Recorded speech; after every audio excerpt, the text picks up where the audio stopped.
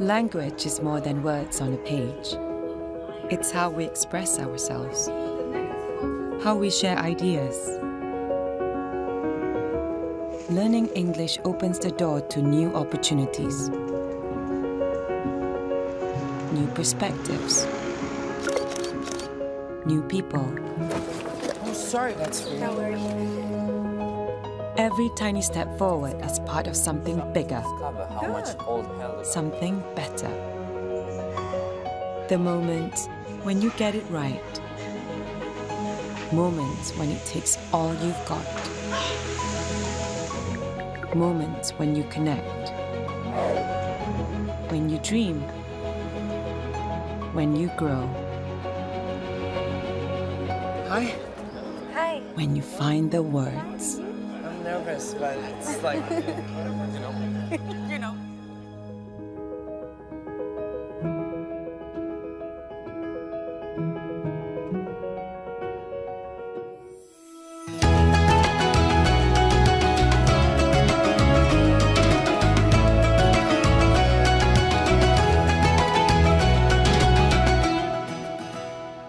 Hello. Thank you very much for taking the time to watch this talk. My name is Patrick Jackson, and today I will be talking with you and sharing some ideas about how to make a real-world difference with your students. How to make some meaningful connections that will connect your classroom to the wider world and will give them a real reason to want to learn English because they want to use English in a real and meaningful way.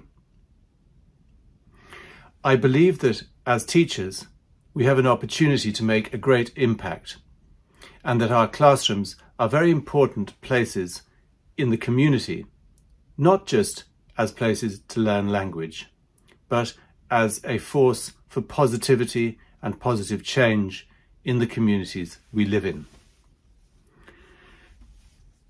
So, my name is Patrick Jackson, and I have been involved in primary education for over 20 years now. I used to teach at primary school and also at private language schools in Japan, and I've had the honour and the opportunity to write course materials for Oxford University Press going back about 20 years now. This has given me the opportunity to visit Korea, and I have many happy memories of my author tours in your beautiful country. And I have particularly strong memories of the wonderful reception that teachers gave me and the energetic and exciting atmosphere around education, particularly around the adoption of innovative and new digital methods of teaching.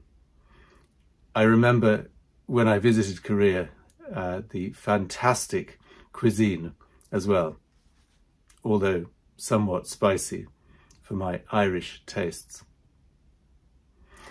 So, linking your classroom to the wider world was very much at the heart of the course which I had the honour of writing, a course called Everybody Up. Now, Everybody Up is a 7-level primary course. Many of you may be familiar with this course. And our mission when we started creating this project was to create something that really drew those connections between students in the classroom, drew those connections between students and their wider world. So what does this mean? This means that a student is looking beyond the classroom when they're learning their English, and they're thinking of ways in which their English will empower them in the world beyond the classroom.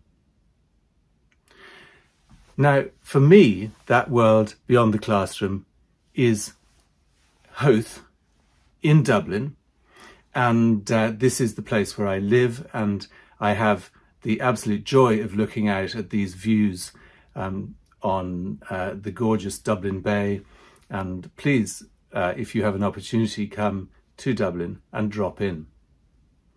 So I'm very fortunate in that I have a gorgeous natural environment, which is the wider world that I'm able to work in and I'm able to play in, and which I feel very strongly is part of my life's story to try and protect and maybe even improve. So for me, my most driving passion and mission is to do with the natural environment. But for you, it may be something completely different. And I'm sure that your wider world, wherever you are, looks a bit different to mine. And that's cool. And that's what makes us all different. And that's what gives us all our special experience of life. That is something that we can treasure and enjoy. So the Everybody Up vision was very much about connecting in a real and also creating fictional characters and fun activities and ways for students to explore all these sorts of connections in different ways and to learn English in an exciting and fun way. Of course, language teaching materials nowadays are completely different to the language teaching materials that I or you would have experienced as children in my case, in the olden days. So what does Everybody Up aim to do? What does Everybody Up achieve? Well, children connect with the Everybody Up friends, who are the characters in the stories. They have the opportunity to do colourful cross-curricular lessons, a sort of CLIL lesson. They have an amazing curriculum of songs. They have, of course, the basics of grammar and vocabulary. And they also have a lot of functional language that they learn through fun and interesting stories. And, of course, stories are a fantastic opportunity to teach values. So a unit of Everybody Up is a colourful thing, and this is supported by this lovely design, and it was a really wonderful team process, team project to be part of, with editors and designers and authors, and of course the people who bring the course to you in your Oxford team, wherever you are. So Everybody Up, in this unit openings lesson that you're looking at here about home, it does try to make these connections in as real a way as possible. We didn't really want to, we didn't really want students to sort of forget who they were. And making it personal is a very important part of your role as a language teacher, because nobody, whether you're 7, 17 or 70, likes to feel that they're just one of many and that they are just part of a machine. You know, that everybody wants to feel that they are there, have their own identity, and that they are learning in their own way, and that their own personality is important. And I think at the primary school age, children are very much developing their identity. So giving them opportunities to make it personal are things that's something they really enjoy. As you will well know, children usually like nothing better than to talk about themselves. So please try and give them those opportunities. Now, in these pictures, you can see 8 pictures of my daughter. And these were pictures that I took at home, obviously, and they were pictures of the daily activities that she does in the morning. And you can see that in the morning, you know, she wakes up, she gets out of bed, she washes her face, she combs her hair, she eats breakfast, she brushes her teeth, she gets dressed, and off she went to school. So these photographs are something that your students could very easily take and share with each other. And making that connection between them in the classroom and them at home is something that would be very easy for them to do, given that they have so much technology around them, and that they could share something of their own home life. So this is the kind of activity that I really love to see teachers doing, and I really love to see teachers taking that extra step beyond the pages of the course book and beyond the walls of the classroom, because I think that's what makes it personal. And I think learning happens best when it's personal. So in the second lessons of Everybody Up, you can see that we extend the grammar and that we also have songs. Now, songs are another lovely way of making connections between people, and a lovely way of getting a really positive energy going in your classroom. Now, in Everybody Up, we had an amazing privilege to work with probably maybe the most prestigious songwriter team in the whole of English language teaching course books. We had Julie Gold, who was actually a Grammy-winning songwriter, and we also had a songwriting team that you will be very familiar with, the Super Simple Songs team.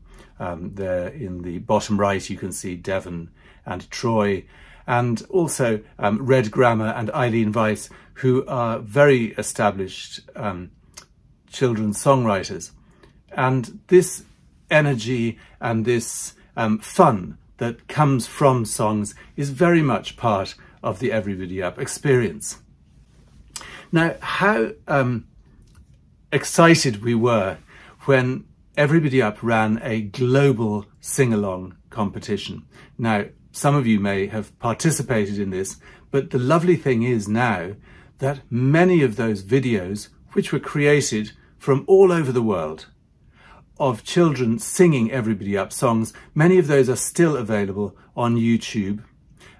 There's a playlist on YouTube. If you look up Everybody Up Global Sing-Along, you can see children singing Everybody Up songs all over the world and using different props and having fun with the songs in different ways. Now, using those videos can be a really cool way for you to make a connection between your kids singing those songs in your classroom with kids who might be on the other side of the world, and actually even a few years ago.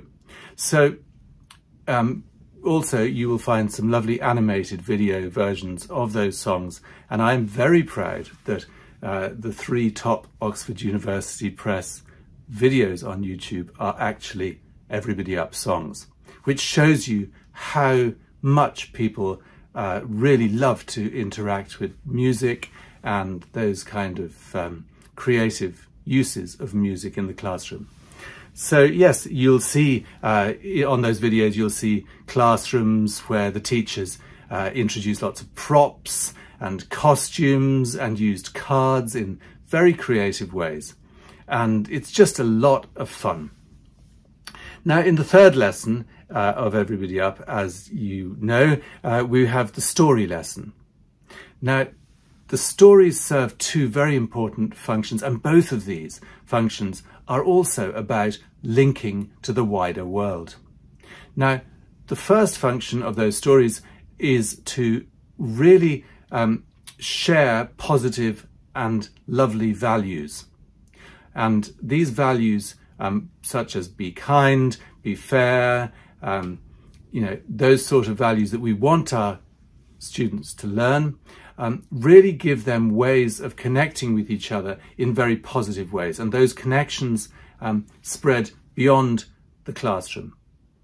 Now, the other thing that those stories do is to teach functional language. And by this, we mean expressions like after you, thank you, how nice, or what those chunks of language that are so nice for students to learn and really enrich their English, and which are important to learn and sometimes can't be learned in a strictly sort of grammar and vocabulary way.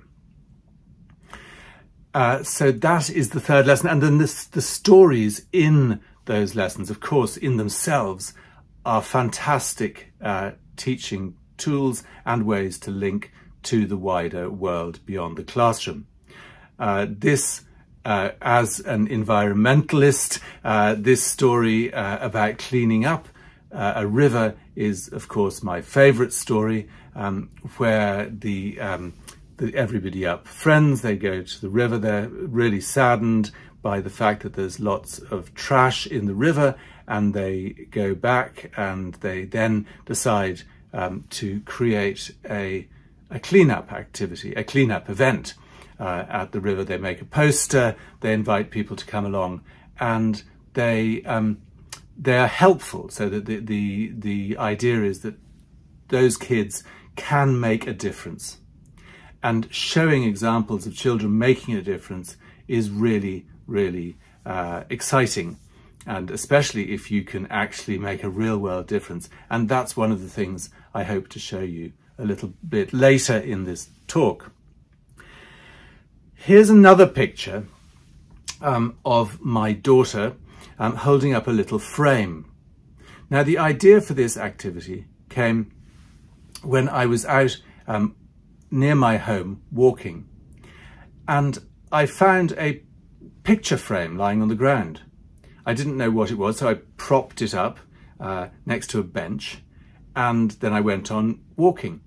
Now, when I came back, I saw that there was some people, and they'd picked up the frame, and they were holding up the frame, and they were taking photographs of themselves like this. And it gave me this idea of how we love to be the star of the show.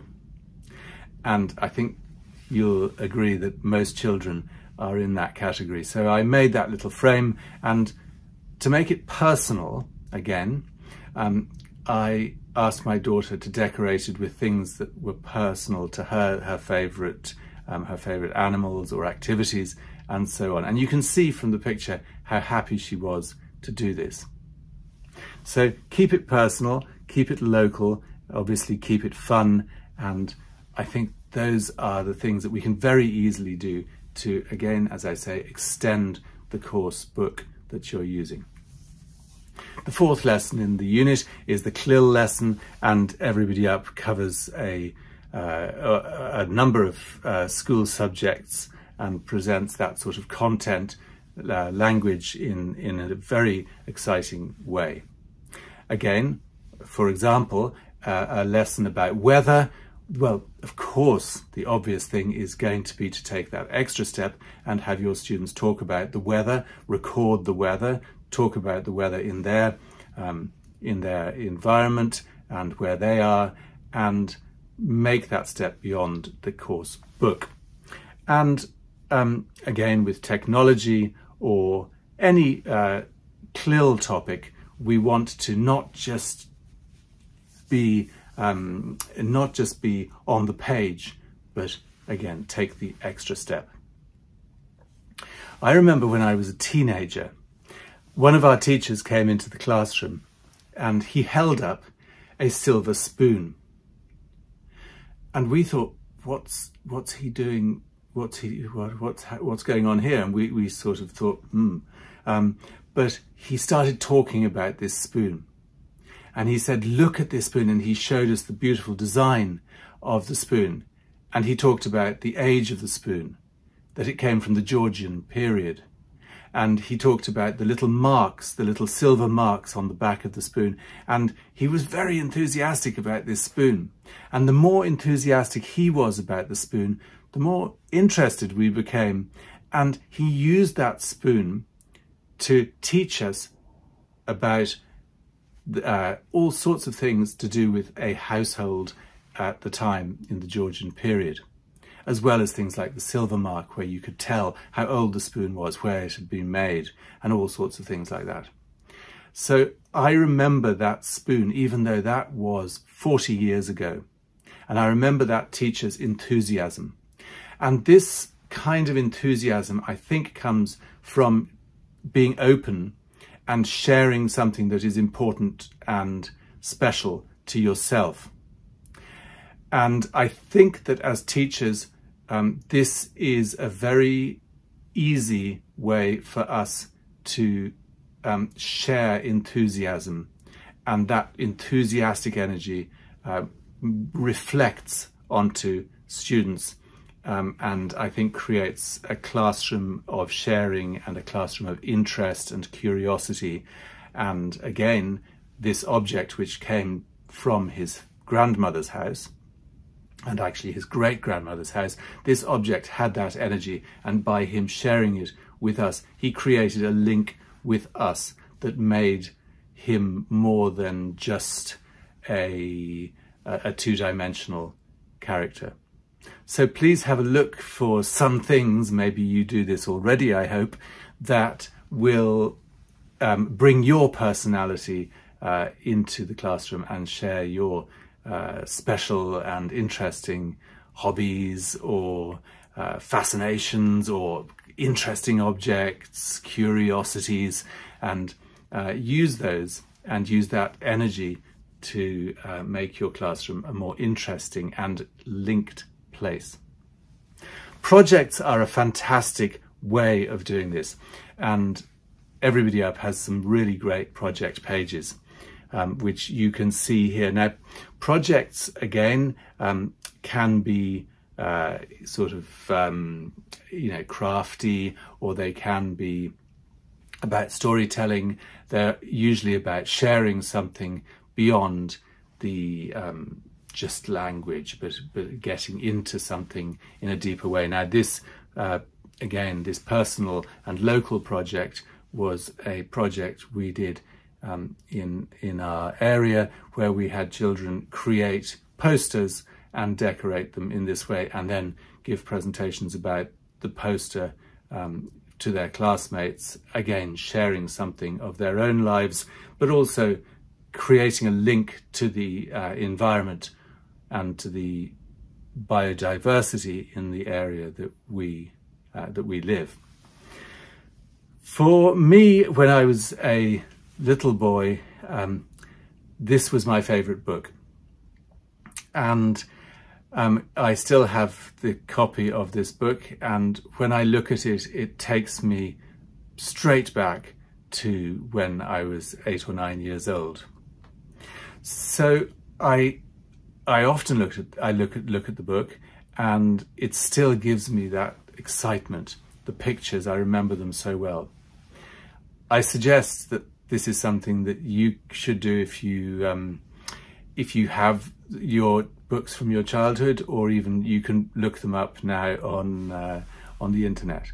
But remembering how you felt and remembering the things that really emotionally connected with you as a child, I think is a really interesting way of looking at how you interact with your students, to think back to what were the things that you were excited about at their age, and put yourself in their shoes. Now that connection with nature for me has always been a powerful source of inspiration for me. So one day when I was walking by the harbour, I was very distressed to find a seagull that had been caught up in fishing line. So somebody had been fishing, and they had carelessly left a bundle of fishing line in a bin hanging out, so that this bird had come and had got caught up around the neck. So it was trapped in this fishing line and it couldn't fly. So I managed to free the bird and I let it go. But this had quite an impact on me, because I could really feel the distress of the bird, and I really thought, oh my goodness, we are having such a negative effect on the natural environment with all our plastic and our wastefulness, and not looking after the places we live. So I started opening my eyes to this particular issue. Now, this picture of all these bottles was taken at a beach near my home. And it was a beach that was very remote, people hadn't visited, but over the years more and more bottles had washed up. So I started cleaning and I became a litter picker. And it became something of an obsession. I like having an obsession with something like this. I like going to the beach and sometimes just picking up tiny pieces of plastic. And even though I may pick up 1,000, there may be still 1,000,000 to pick up, but I think, well, I'm doing something, and it's extremely mindful. It's very enjoyable. You meet a lot of people. It's something somewhat therapeutic. And it is extraordinary, the effect we're having on the environment. The picture on the right, you can see a scary doll's head, but you can also see a lot of toothbrushes and combs and razors. And there's a beach near my home where these things seem to wash up in extraordinary numbers. So again, it is an interaction with the natural environment. Now, we decided, my friend and I decided that we'd love to try and make a little bit more of an impact than just us. So we organised some community beach cleans. And for me, this action of reaching out to the community really changed my life. And it has been a most exciting and fun adventure that I would like to tell you about during the rest of this presentation. So we made some posters and we arranged the colourful plastic that we'd found, and we got a little bit creative and we invited the community to come along.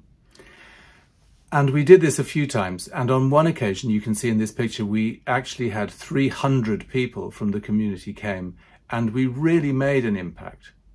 So I think that if you reach out to your community and if you make that connection and if you ask people, you know, sometimes maybe 3 people will come, sometimes maybe 30 people will come, and sometimes a lot more people will come, but it's still a very powerful and very exciting and fun thing to be doing.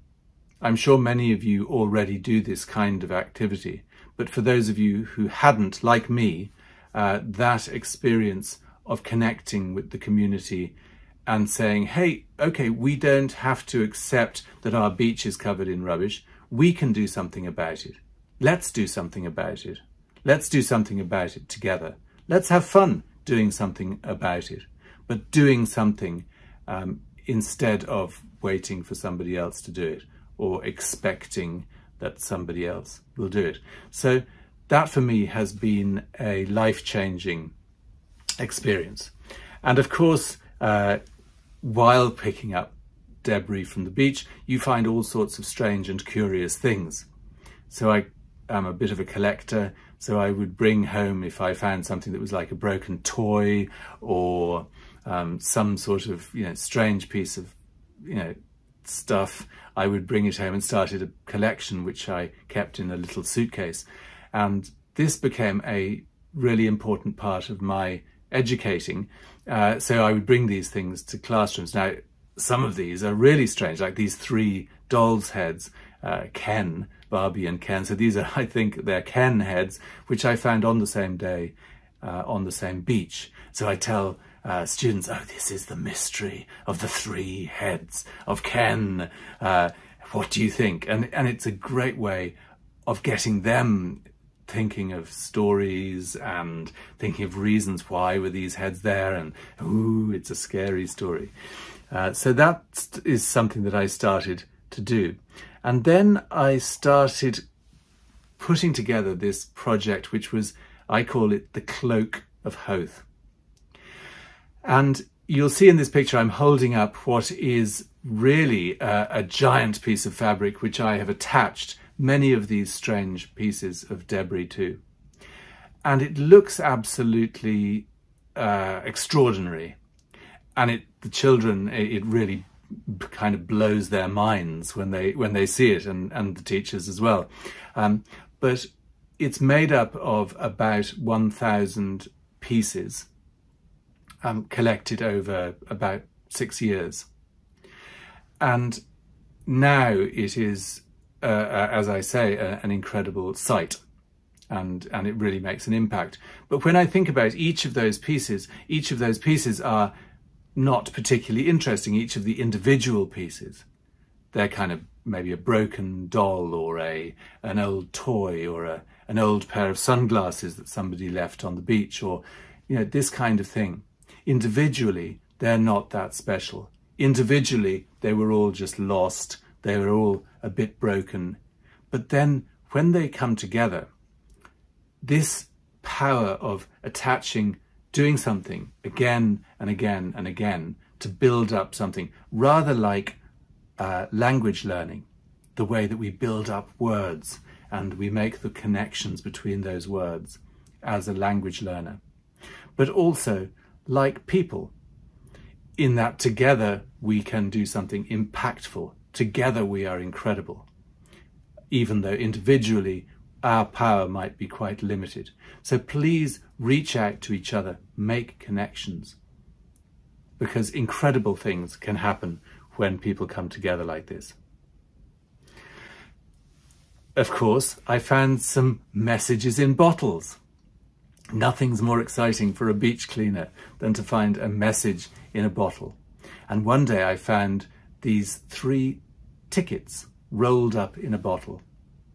So I opened the bottle, I took out the 3 tickets, and lo and behold, those tickets came all the way to Ireland from Greenland. They were 18 years old when I took them out of the bottle. So they had gone on this incredible journey. The journey would have taken the bottle up the coast of Greenland, down the coast of Canada, down the coast of America, maybe to South Carolina or Florida, where the bottle would have joined the Gulf Stream coming across the Atlantic Ocean, around the coast of Ireland and up the Irish Sea, to land on the beach near my house. This is a powerful example of how long-lasting a plastic bottle is in the environment. It's also a powerful illustration of how we are all connected by the ocean.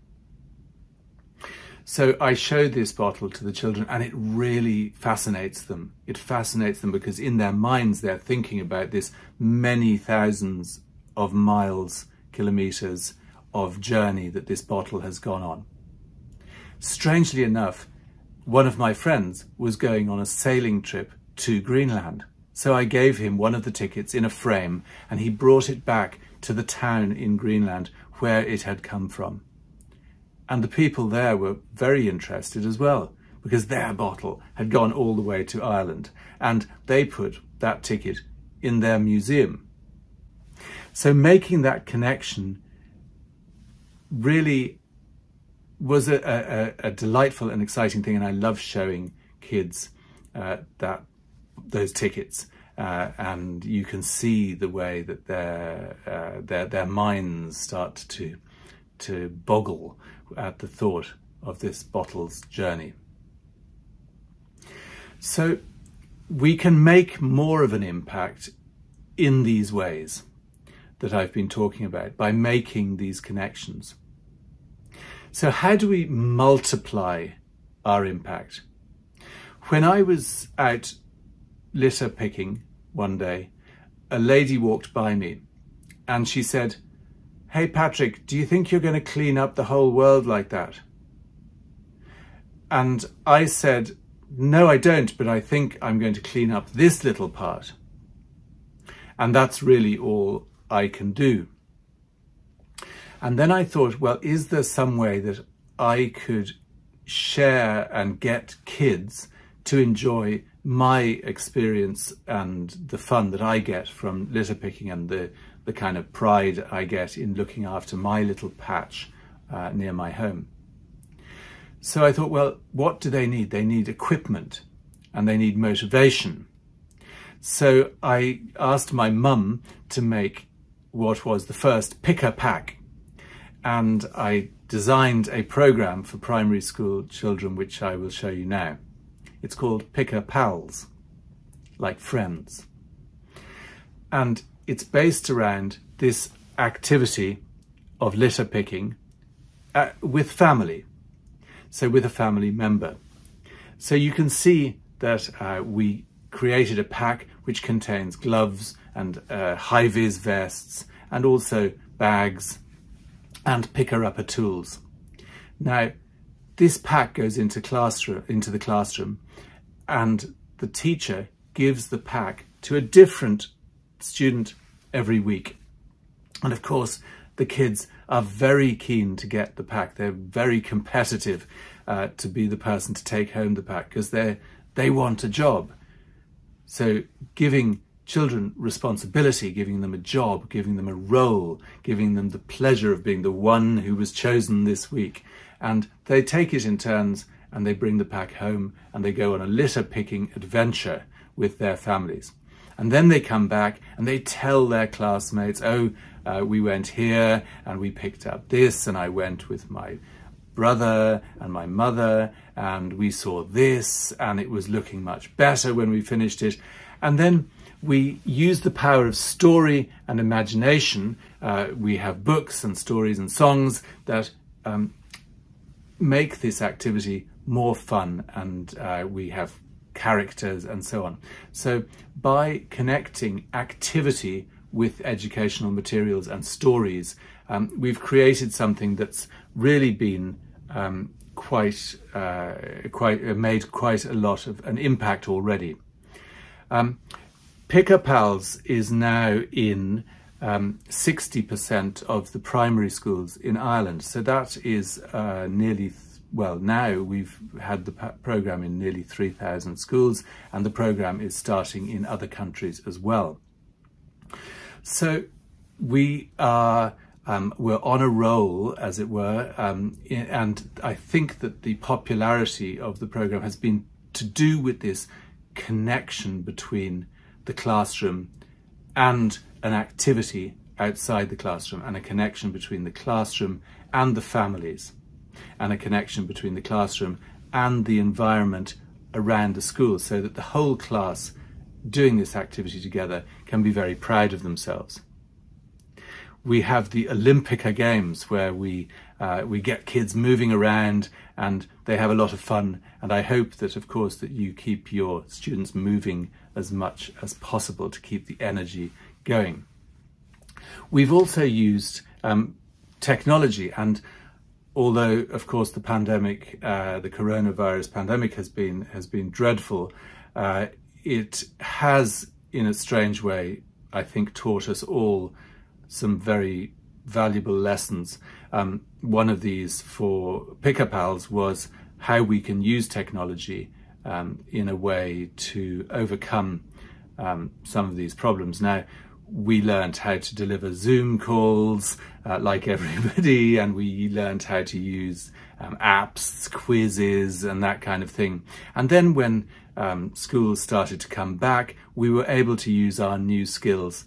So we have these online meetings where we would have sometimes 100 classrooms all meeting together and sharing the experience that we're doing this project together. So I think when people think I'm doing this by myself, it's less exciting than when they think they're doing it with a friend. And that's less exciting than when they think they're doing it with their whole class. And then when they think that their class is part of a nationwide or a global community of people doing an activity to make the world better and have fun doing it, that's really exciting.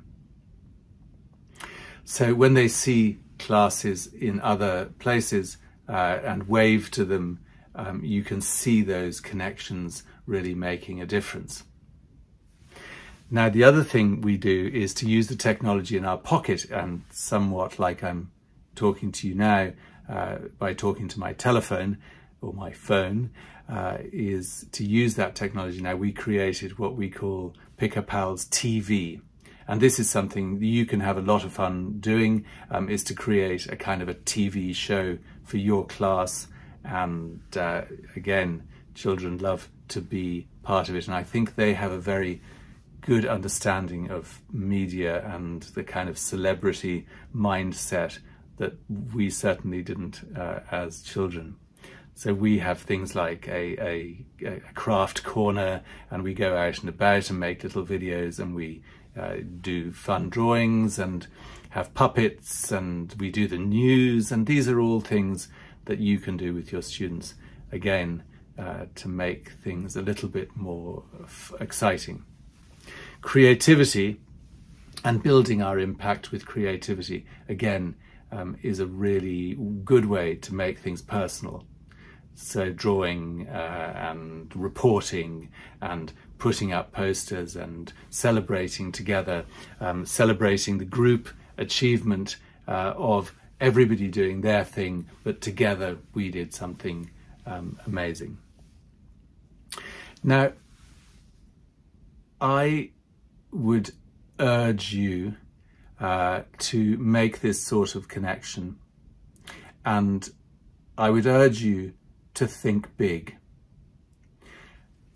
I had no I would never have dreamed, is I think how I would say, I would never have dreamed that just from starting a little picking program in the local school to my home, just by doing it, starting this little thing, that it would grow to something which now we have done tens and hundreds of thousands of litter picking adventures around the country. I never thought that that could be possible. So I think believing and just keeping going and doing the next thing and building it out, build it out from your own sort of straight line. Make those connections, because each one of those connections can lead to really exciting and fun things. In this picture you can see a mural in a school in the southwest of Ireland, the southeast of Ireland, which we gave to a school which entered our story competition. So we ran a competition, we got hundreds of entries from students everywhere, and then the prize was a mural like this, which an artist did on the wall of the playground. And that's the kind of thing that I never thought could have been possible, but has actually happened. So please believe that amazing things and cool things can happen. Again, another thing that I always say to my own children and my students, and I would say to you as teachers, is ask for help.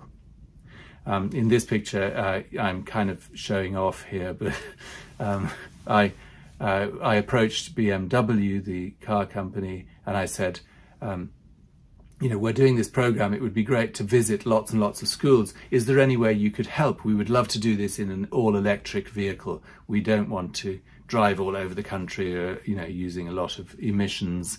And I said, would this be possible for you to provide us with a vehicle? And they said yes. And so this is the Picker Mobile. You can see there getting a new Picker Mobile, which is the car that I drive, and I visit schools in every county in Ireland. And I didn't have to ask them, or at least I mightn't have asked them for this, but I did ask them, and they said yes. So I think ask for help with something and you'll be surprised how willing people are to help, because there are a lot of people looking out for positive ideas. There are a lot of people looking out for innovative ideas. There are lots of organizations, local, national, international organizations that can help.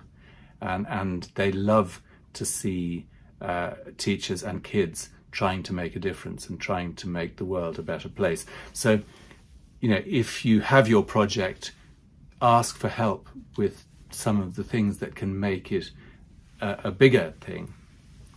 And again, as I say, believe it can happen, because it can happen.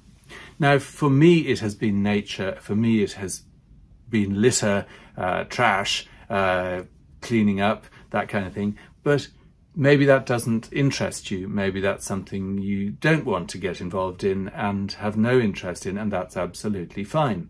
However, it is, I think, really important to have something.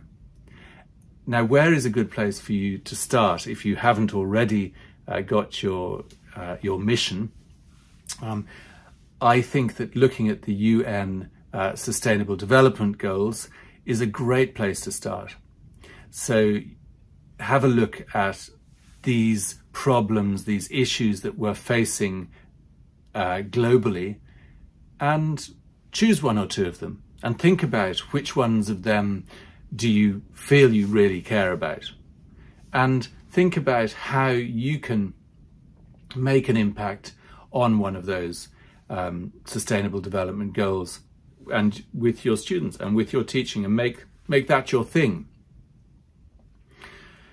Now, this family in this picture is a family of a friend of mine who's been teaching in Thailand for many years, and his passion was for football, and he supported Celtic Football Club in Glasgow, and he was obsessed with Celtic Football Club, and he loved watching the games and wearing the club uniform. And then he started teaching his students some songs to do with Celtic Football Club, and these were little kids in Thailand, and they started singing the songs, and then he made the connection between his students in Thailand and Celtic Football Club in Scotland, and he sent some some song recordings of his students. And of course the people in Celtic Football Club thought this was wonderful, and they supported they supported the building of a new sports building for his school. And then this project continued, and the following year, Paul, this teacher, and his family travelled to Scotland with a large group of children from Thailand, and they sang the songs in the stadium on a match day. And this whole project completely transformed their lives and completely transformed the school that he taught in. And it was something very simple, really, that he just connected his passion with his teaching. And he made a big difference. So this really is the conclusion of my talk. And I'm so grateful to you for, if you've managed to listen to this point in the talk. I've really enjoyed having this opportunity to share some ideas and to share some of my own story. So really all that remains for me to say is thank you. You'll see here a lot of gloves.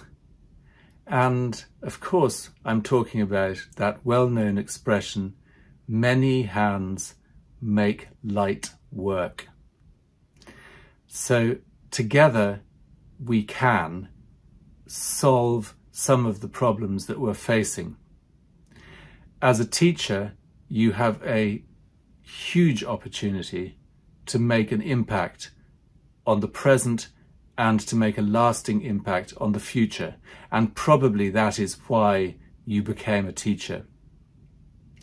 And you became a teacher to make the world a better place. So please enjoy your teaching. Bring that energy of connection into your classroom, and bring the energy of your students and give them a chance to shine outside your classroom. Of course, parents will support you more than you can possibly imagine. And as I say, organizations in your community and people in your community will appear as if by magic to help you on your mission. It's been great to connect with you today. Thank you so much. Goodbye.